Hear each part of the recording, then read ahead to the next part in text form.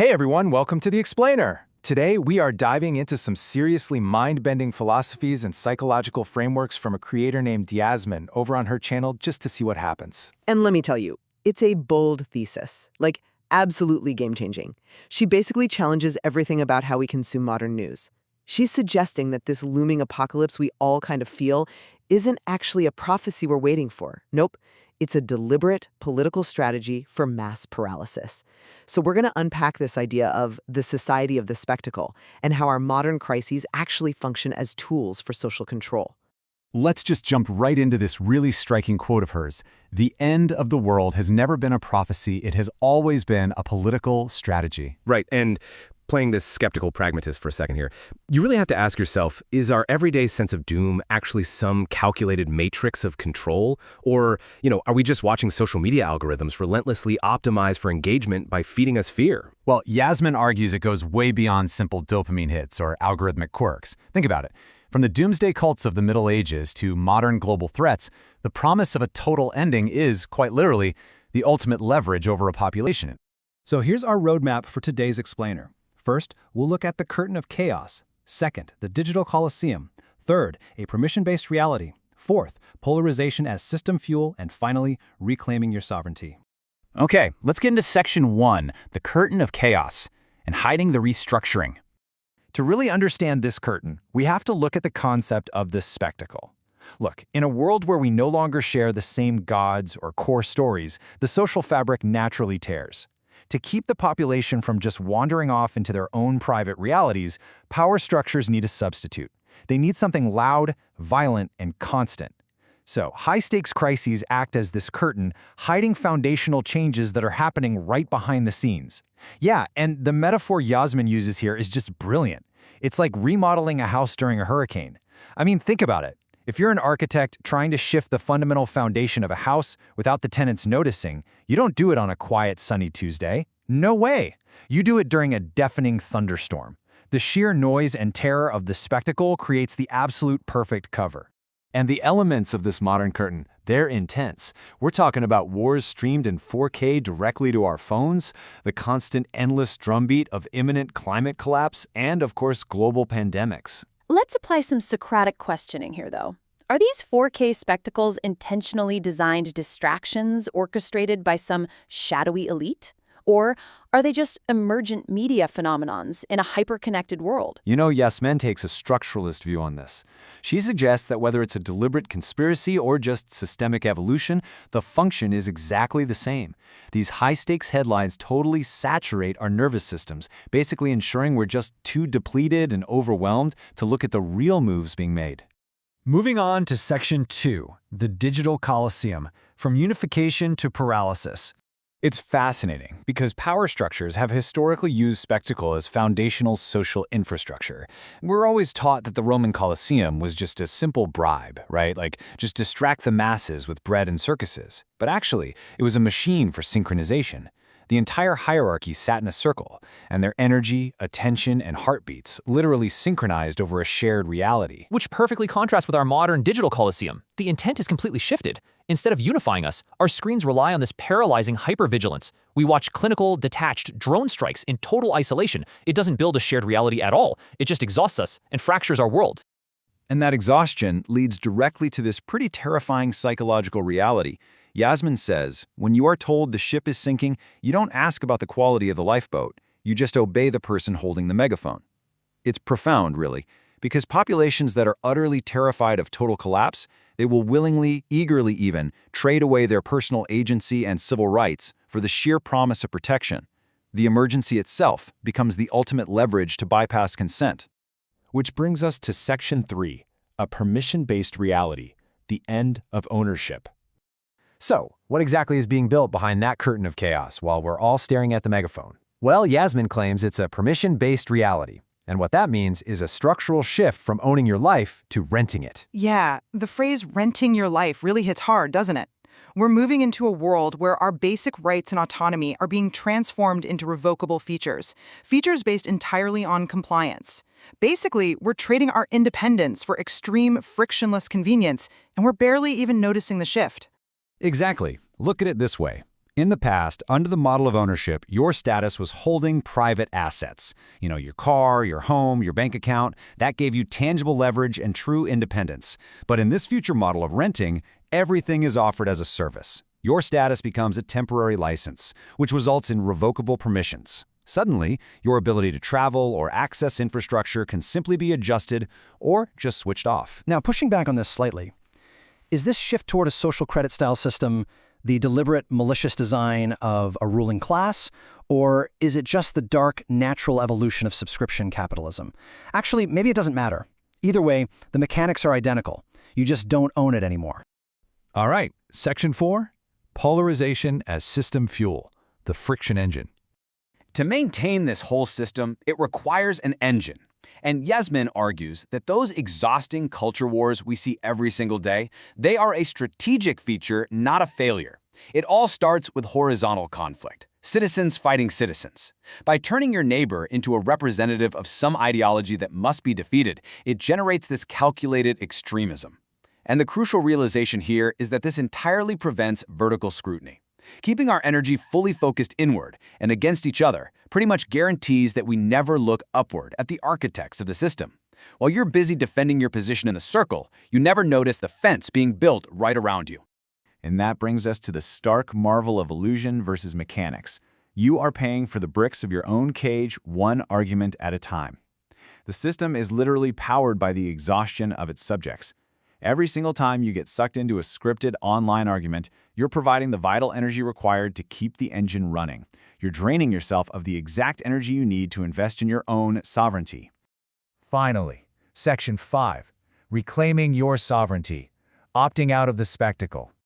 So, the big question, how do we actually escape this coliseum?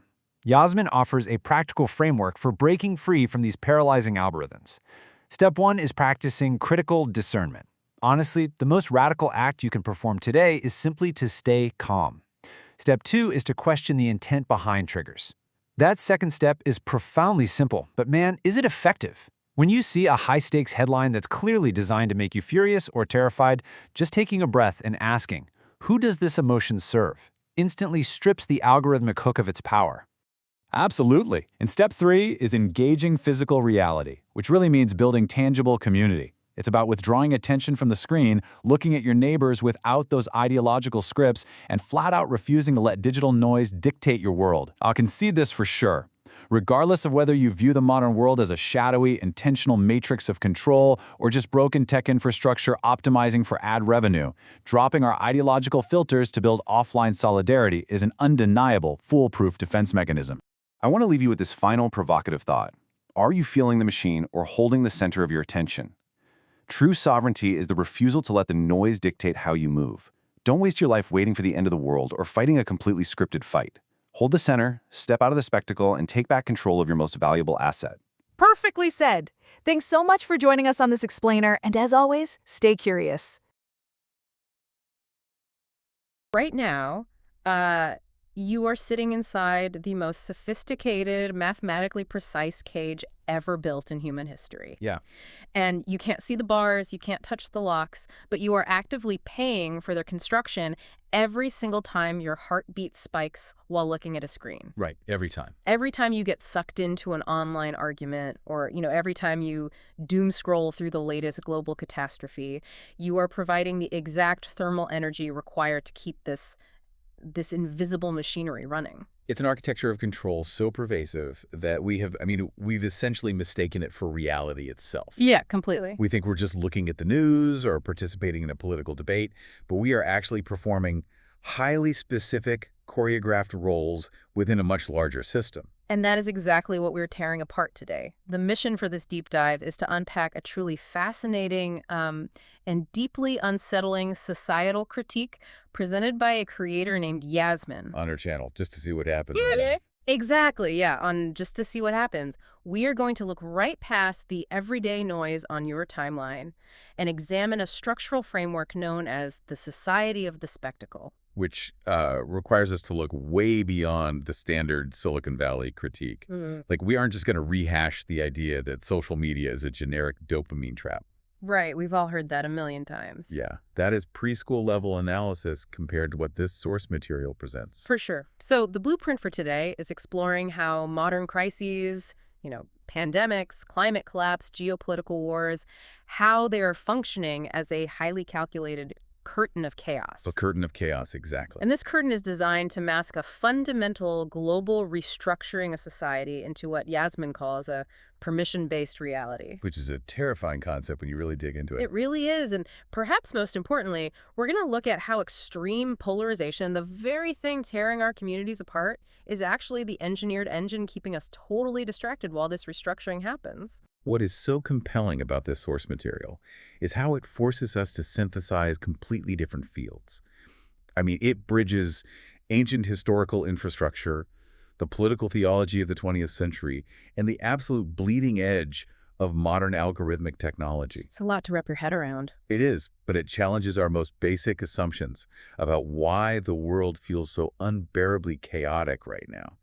The chaos isn't an accident. It's an environment. Okay, well, let's unpack this environment. We have to start at the foundation, which ironically is the fact that our societal foundation has essentially evaporated. Right. The deep dive begins by establishing this massive void in modern society. And drawing on the historian Yuval Noah Harari, the source points out that human civilizations have historically been held together by shared myths. Yeah. And to be clear for you listening, when we say myths, we aren't talking about like Zeus throwing lightning bolts from Mount Olympus. No, not at all. In Harari's context, a myth is a shared conceptual reality. It's an abstract narrative that millions of strangers mutually agree to treat as fact. Right, like an invisible gravity. Exactly. Historically, this could be a shared belief in a single divine order, or unquestioned loyalty to a monarch's divine right to rule, or even just a unified, highly romanticized national identity. Right. These shared stories acted as that gravity. They ensured that even if you never met the person living 3 towns over, you both occupied and navigated the exact same reality.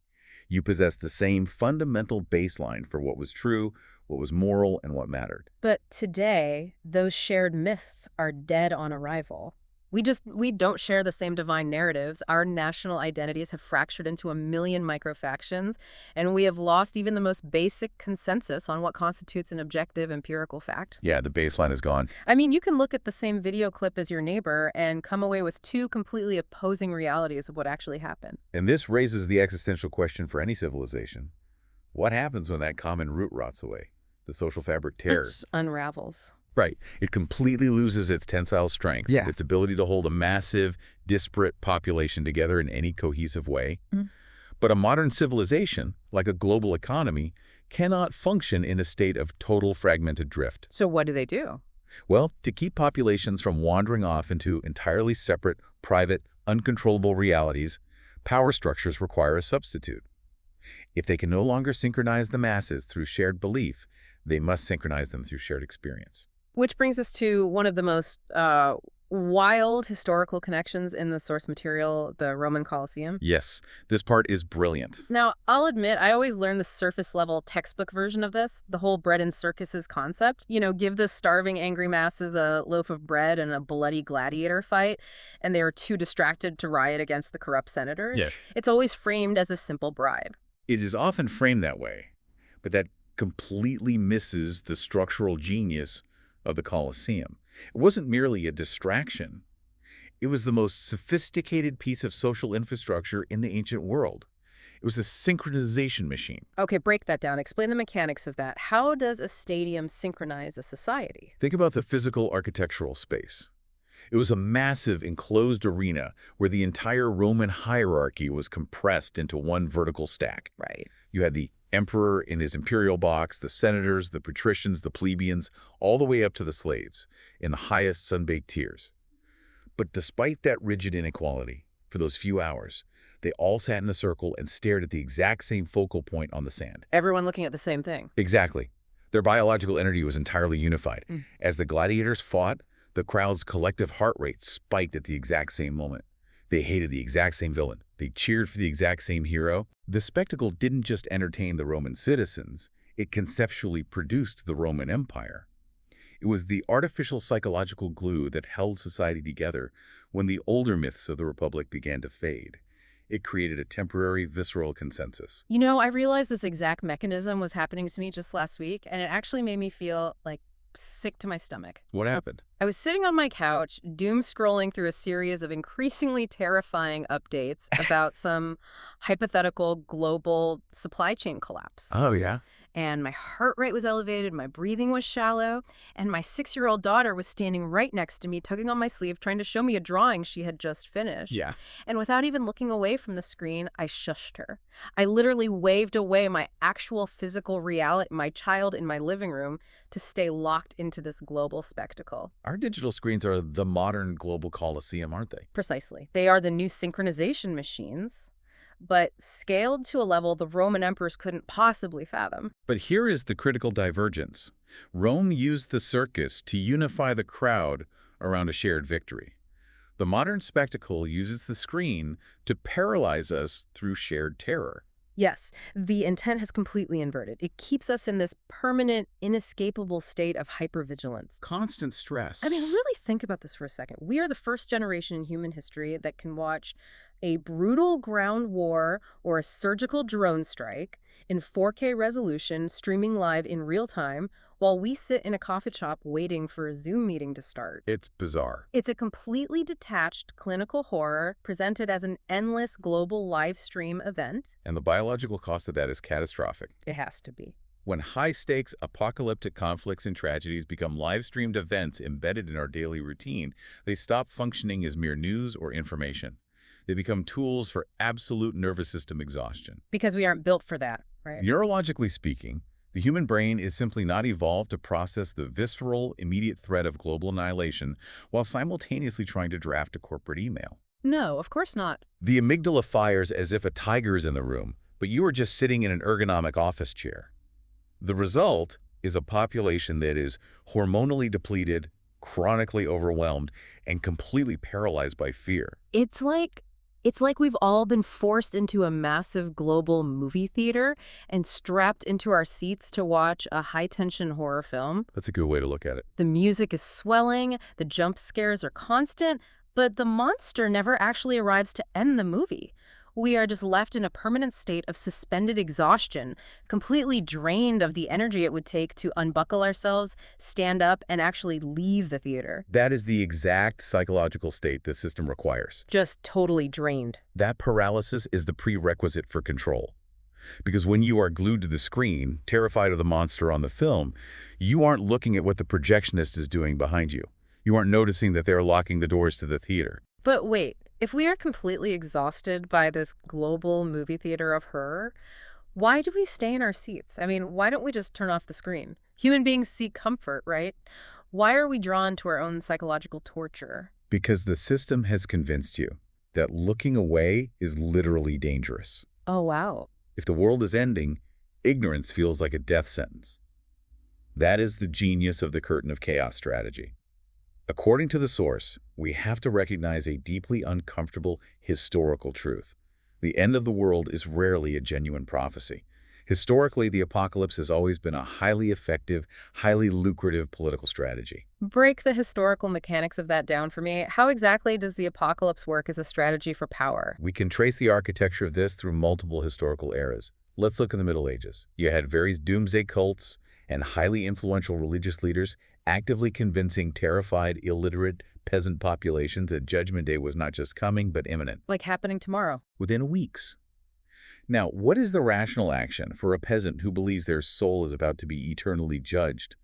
Earthly possessions become suddenly worthless. Right. In their terror, these peasants would literally sign over the deeds to their generational land, their livestock, their wealth, directly to the church or the ruling class in exchange for spiritual protection or absolution. So it was just a massive grift. The threat of the apocalypse was a mechanism to execute a massive systemic transfer of wealth and land ownership without firing a single arrow. Wow. Okay, so fear directly bypasses critical thought and equals an immediate voluntary transfer of power. Exactly. The peasants handed over their sovereignty because they thought the world was ending anyway, and we see this exact same mechanism evolve and repeat in modern statecraft. Give me a modern example. Look at 1930s Europe. The concept of a national state of emergency was heavily utilized. often through manufactured or highly exaggerated crises, to justify the total suspension of constitutional rights. Ah, right. The German legal theorist Carl Schmitt famously argued that true sovereign power is the ability to decide when the state of exception begins. When an emergency is declared, the normal rules of law are paused. Right, just toss the rule book out. Fast forward to the early 2000s, post 9/11. The terrifying, spectacular emergency of global terror ushered in the most pervasive, invisible surveillance architecture in human history. The Patriot Act. Yes. Citizens in the West willingly accepted the Patriot Act, warrantless wiretapping, the FISA courts, and the creation of a massive homeland security apparatus. Why? Because they were terrified of the next attack. The emergency justified the overreach. And today, the emergencies flashing across our screens are climate collapse, the next unprecedented pandemic, the looming threat of nuclear war, economic default. Yeah. And to be absolutely clear here for you listening, neither the source nor we are claiming these issues aren't real or that they aren't serious challenges. The climate is changing. Pandemics happen. The point isn't that the threats are entirely fake. The point is how the spectacle of these crises is weaponized. Precisely. It is the amplification and the relentless framing.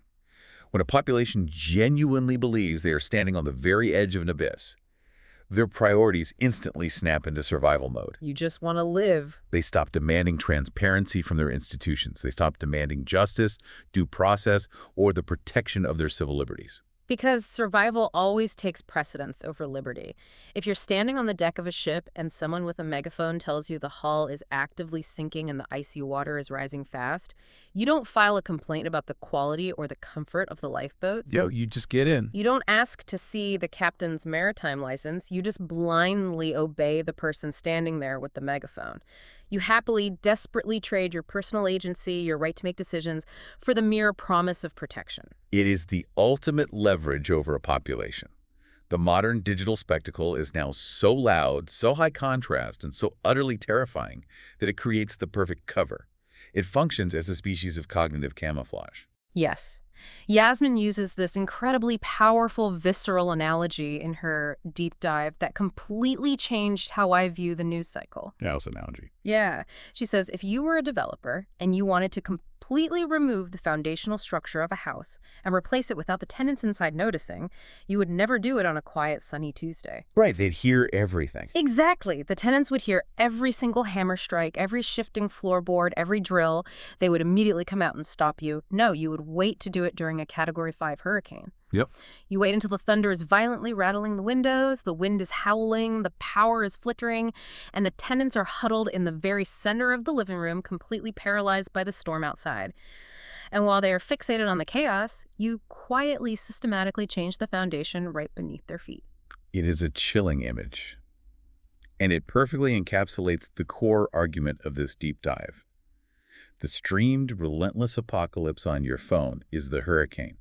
It is the noise required to cover the sound of the construction. Okay, but this is where I have to push back a little, because this is where the listener might be thinking, this sounds like a massive coordinated conspiracy theory. Are we really saying there is a secret cabal of 12 guys in a smoky room orchestrating hurricanes? What exactly is happening beneath the floorboards? That's a fair question. How is this manufactured hurricane blinding us to structural changes? And what are those changes? It's crucial to understand that this doesn't require 12 guys in a smoky room. It is an emergent property of modern techno-capitalism and state power. The incentives of algorithms, corporate consolidation, and state control naturally align to produce this outcome. So it's more of a systemic evolution. Right. The secret cabal framing is actually another distraction. What is happening beneath the floorboards is the core revelation of the deep dive. While the public is entirely fixated on the chaotic streamed apocalypse, the foundational systems of our daily physical lives are being actively, quietly restructured. We are being transitioned, globally and systemically, from a historical model of ownership to a model of perpetual renting. We are entering what the source defines as a permission-based reality. A permission-based reality. Okay, let's really dig into the mechanics of this, because this affects literally everyone listening right now, regardless of where they live or what they do. Historically, individual autonomy and political freedom were derived directly from ownership. You bought a car, a house, a physical book, a DVD, a piece of land. Once the transaction was complete, it was yours. It was an asset. It was a private, sovereign asset that gave you independence from the system. If you owned your car outright, you could travel whenever and wherever you pleased without asking a centralized authority for clearance. But that model is evaporating before our eyes, the whole everything as a service or SaaS model. But hold on, isn't that just basic economics? What do you mean? Like subscriptions are just a convenient business model because manufacturing physical goods is getting more expensive. Is the shift to SaaS really a calculated mechanism for global control or just corporate greed? The initial motivation may have been corporate profit, but the infrastructure it built has profound implications for social control. Oh, I see. Yes, it started very innocently. It started with software. You no longer buy a Microsoft Word disk that you own forever. You pay a monthly cloud subscription. Then it moved to music and entertainment with streaming platforms like Spotify and Netflix. You don't own your music library, you lease access to it. Exactly. But what the source points out is that this model is rapidly, aggressively expanding from digital entertainment to essential physical infrastructure. Transportation is becoming a service through ride-sharing and digitally locked electric vehicles. Housing is increasingly being bought up by massive corporate entities and turned into permanent rental markets. Right. You will own nothing and you will be happy, as the famous World Economic Forum phrase goes. Right. But the source takes this to a terrifying next step. It's not just about renting your car or your apartment, which is bad enough for wealth building. It's about the fundamental mechanics of participating in human society. We are talking about bank accounts, the ability to travel across physical borders, and your very digital identity. These are transforming from fundamental, inalienable human rights into conditional, temporary permissions. And this is where we have to look at the actual technological infrastructure being built right now while we are distracted by the hurricane. We're looking at the rapid rollout of central bank digital currencies, or CBDCs, interconnected digital IDs, and smart city architectures driven by APIs. It's all connected. In a permission-based reality, your access to the basic infrastructure of life isn't guaranteed by your citizenship. It depends entirely on your real-time compliance with the system's current rules. Explain how that actually works technically. How do they turn a right into a permission? It relies on interconnected databases. Right now, your bank doesn't talk to your social media, which doesn't talk to the public transit system. But through interconnected APIs and a unified digital ID, all of those systems can interface. Suddenly, they all share your data. Suddenly, your rights become mere features of your digital profile. And just like a feature in a piece of software, they can be seamlessly toggled on or off if your algorithmic behavioral score misaligns with systemic requirements. Give me an example of that. If you exceed your assigned carbon footprint, your ability to purchase gasoline or a plane ticket can be programmatically declined at the point of sale, not by a judge, but by a line of code. That is so visceral. Think about how easily your Netflix subscription gets paused if your credit card declines or you accidentally violate a term of service. Exactly. A little automated pop-up window appears, and your access to the entire platform is just gone in a millisecond. There's no human being to argue with.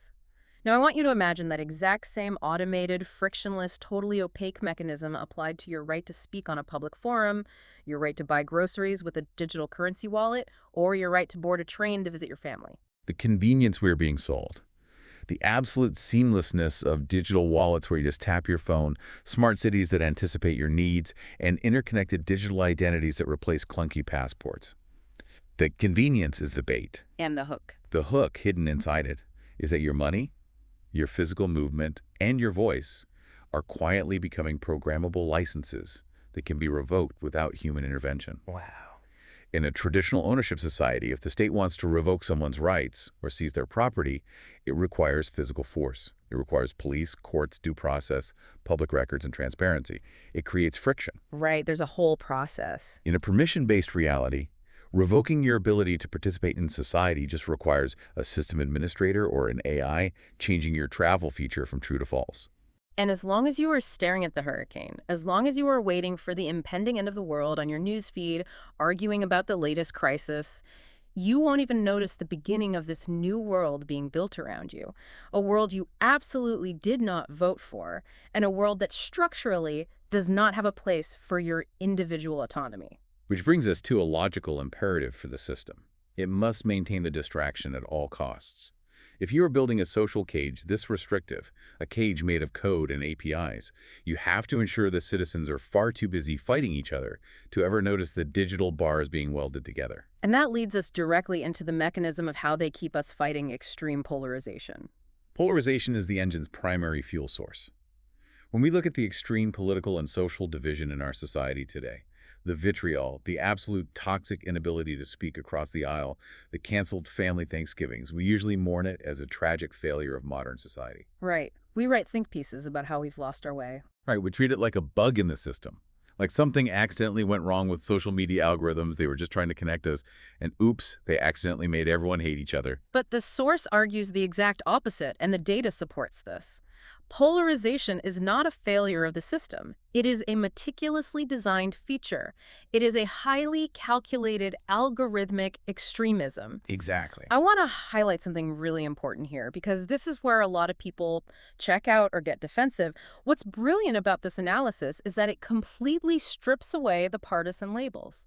It doesn't care. It doesn't care if the outrage on your screen is coming from a left-wing influencer screaming about systemic injustice or a right-wing pundit screaming about traditional values collapsing. Yeah. To the algorithm, the actual ideology is completely invisible. It's all just data. Outrage is just a neutral data point used as fuel. The machine is totally agnostic to your beliefs. It only cares about the friction created when you violently clashed with someone who believes the opposite. That is a crucial, vital distinction for the listener to grasp. The system needs us in a state of complete, perpetual friction. I want you to think of it like an autoimmune disease. An autoimmune disease? How so? In a healthy biological system, white blood cells attack foreign invaders. But in an autoimmune disease, the system doesn't have to introduce an external threat to destroy the body. It just slightly tweaks the internal code so that the body's own immune system becomes confused and starts violently attacking its own healthy tissue. Oh, wow. When the algorithmic system intentionally seeds distrust at the family dinner table or in the office break room by feeding us perfectly tailored outrage, it is executing an autoimmune protocol.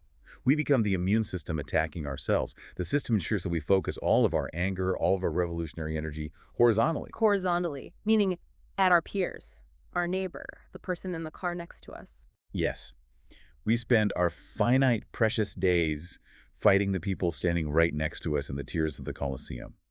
And because we are so deeply exhausted from fighting horizontally, arguing in comment sections, cutting off friends over political disagreements, we never have the energy or the solidarity to organize and focus our anger vertically. We never look up. We never look up at the people sitting in the emperor's box, the architects who are actually pulling the levers of control and building the permission-based infrastructure. It fundamentally degrades human connection. It turns your brother into nothing more than a representative of a hostile political ideology. It turns your coworker into a liability that you have to constantly filter yourself around lest you say the wrong buzzword. Yeah, everyone becomes a threat. And the brilliance of this trap is just staggering. Every single time you get sucked into a scripted, predictable argument online with someone across the political aisle, you are essentially doing unpaid manual labor for the spectacle. You are providing the exact thermal energy, the engagement metrics, the data points that the engine requires to keep running and expanding. You are literally paying for the bricks of your own cage,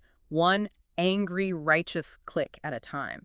The system doesn't just survive on your exhaustion, it thrives on it. And we must recognize how this strategic isolation weakens the individual immensely. When you no longer trust your neighbors, when your family is fractured by algorithmic politics, when your local community groups dissolve into partisan bickering, you are left entirely alone. And vulnerable. Exactly.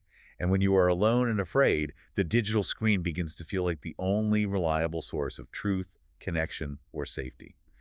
You retreat further into the personalized, hermetically sealed bubble the algorithm has built specifically for your psychological profile. It's a vicious cycle. This only deepens the cycle of control. You become completely untethered from your local, physical, tangible community. And an untethered, isolated individual is incredibly easy to control. So we have the paralyzing fear of the manufactured apocalypse, and we have the blinding anger of horizontal polarization. But if we stop there, we are missing half the picture. The source material introduces a third element of control that is perhaps the most insidious, the most invisible of all. Moving beyond fear and anger, we have to look at the exact opposite side of the psychological coin absolute sedation by pleasure. To truly understand the mechanics of this sedation, we need to look at two prophetic, competing visions of the future from 20th century literature: George Orwell's 1984 and Aldous Huxley's Brave New World. Orwell is the one everyone constantly quotes. Anytime a government does anything bad, someone yells 1984. Big Brother, ubiquitous surveillance cameras, the Ministry of Truth, the famous image of a boot stamping on a human face forever. Exactly. Orwell feared a dystopian world where truth would be hidden by absolute brutal force, where physical books would be burned in the streets, where pain and torture in Room 101 would be used to enforce rigid compliance, and where information would be tightly restricted. A cage of force. But Huxley, writing over 90 years ago, had a very different and arguably much more accurate fear of how the future would actually look. Right, Huxley didn't fear the boot. No. Huxley feared that truth wouldn't need to be hidden by force, because it would simply be drowned in an ocean of irrelevant noise and endless trivial amusement. He feared a society that didn't need a dictator to ban books, because no one would possess the attention span or the desire to read one anyway. In Huxley's world, the architecture of control doesn't punish the citizen. It pacifies them. In Brave New World, the citizens are kept perfectly docile, highly productive, and politically inert through a government-issued, readily available drug called Soma. Anytime a citizen feels the slight creeping discomfort of being a conscious human being, a moment of boredom, a pang of grief, social anxiety, or a flash of existential dread about the meaninglessness of their work, they simply swallow a Soma tablet. Just pop a pill. And instantly they're swept away by a feeling of warm, artificial bliss. The drug literally erases the emotional depth, the friction of the human experience. And what Yasminn does in this deep dive is draw a direct, unbroken, heavily researched line between Huxley's fictional Soma and the modern neurobiology of dopamine. Our smartphones, the endless algorithmic feeds, the gamification of every app we use, they are carefully, mathematically engineered by some of the smartest behavioral psychologists on the planet to help us immediately avoid the pain of the human experience. We don't have to swallow a pill. We just tap a glowing rectangle in our pockets. We swipe down to refresh. We binge a new series. We open a new tab. Right. And every single time we do, we trigger a microdose of dopamine, the powerful neurotransmitter responsible for motivation, novelty, and reward. But we have to understand the specific neurobiology here. It's about the dopamine-cortisol seesaw. Okay, the seesaw. Tell me about that. The system uses the apocalypse, the news, the outrage to spike your cortisol, your stress hormone. This makes you feel awful. Then, in the exact same device, it offers you frictionless dopamine, a funny video, a social media like a hyper-palatable piece of content to soothe the exact panic it just caused. It's a completely closed-loop addiction cycle. They manufacture the poison and sell the cure on the exact same screen. In this context, dopamine isn't a reward for achieving something meaningful in the real world. It becomes the chemical reward for staying quietly obedient, seated, and distracted inside the system. And this connects to a profound philosophical concept. The source heavily references the idea of the burnout society, a term coined by the cultural theorist and philosopher Byung-Chul Han. I found this part of the analysis incredibly confronting, because we always assume we are the victims of the system. What is so devastating about Han's critique is that in the burnout society, we don't need a ruthless dictator to exploit our labor and our attention. We actively, enthusiastically exploit ourselves. Yeah. We do it willingly in the name of pleasure, self-optimization, and staying connected. We are constantly consuming, constantly engaging with content, specifically to avoid a single moment of silence. Because silence is terrifying.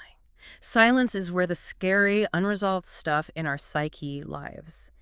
If you put your phone in another room and just sit on your couch in total silence for 10 minutes, your brain will start forcing you to reckon with who you actually are. Exactly. Are you happy in your marriage? Does your career have meaning?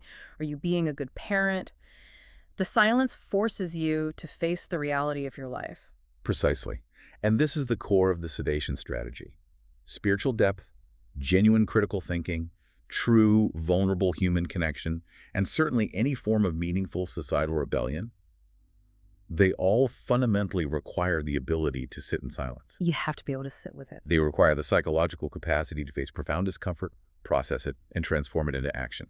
By providing us with a continuous, frictionless IV drip of dopamine, the system ensures that we never sit still long enough to reflect. And if a population never reflects on its condition, it will never revolt against it.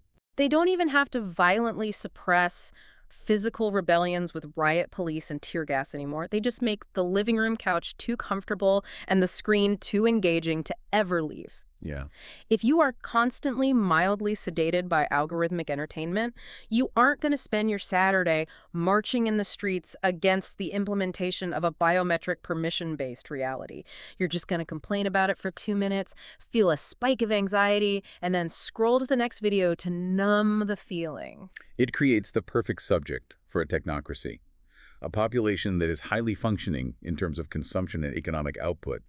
We still go to work, we still buy things, but we are entirely spiritually, politically, and intellectually numb. It's just coast. We become totally incapable of tolerating the real-world friction required to build resilient local communities or to actually challenge entrenched power structures. We are neutralized by our own comfort. Okay, we need to take a breath and synthesize all of this, because the picture we've painted is dense and, frankly, quite dark. It is dark. We've outlined the architecture of a global digital coliseum. Inside this arena, we are paralyzed by a curated, perpetual apocalypse to keep us from looking at the foundational changes being made. We are violently divided against our neighbors by engineered agnostic polarization, and we are kept docile in our seats by endless dopamine loops, all while our fundamental historical rights of ownership are being quietly restructured into conditional algorithmic permissions. It is a comprehensive, multi-layered architecture of total social control. It attacks the human being at the level of fear, the level of anger, and the level of pleasure simultaneously. So the ultimate question is, what does this all mean for you, the listener? If the cage is this sophisticated, how do you stop being fuel for this incredibly efficient machine? We can't all throw our phones in the ocean and move to an off-grid cabin in the woods. No, and the source actually explicitly argues against that kind of escapism. The actionable philosophy for resistance presented here doesn't involve moving to a cabin or trying to start a violent physical revolution, which the system would easily crush anyway. So what is the resistance? True resistance, in the society of the spectacle, involves critical discernment and the practice of radical calmness. Radical calmness. I love that phrase so much. It feels almost like an oxymoron in today's culture, but when you understand the mechanics we just discussed, it makes perfect sense. If the entire machinery of the system demands your hypervigilance, your panic, and your outrage, then consciously refusing to panic is the ultimate act of defiance. Exactly. The system is structurally designed to keep you trapped in a biological survival mode.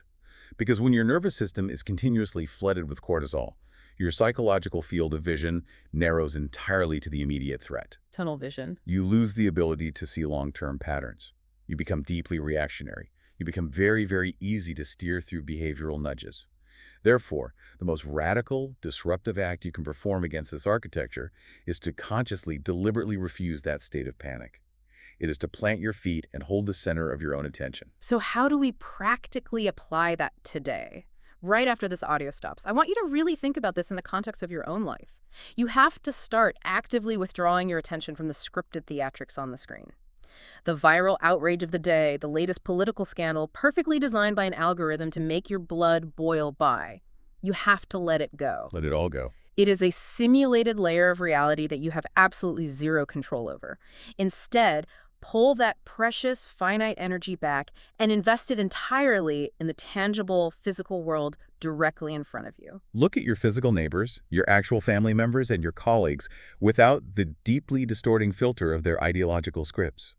Stop seeing the person across the street as an avatar of a hostile political party, and start seeing them as a complex human being who is caught in the exact same exhausting coliseum that you are. Rebuild that connection. Rebuild local analog trust. That is the antidote to the autoimmune disease of polarization. Your attention is literally the only thing you actually control in this world.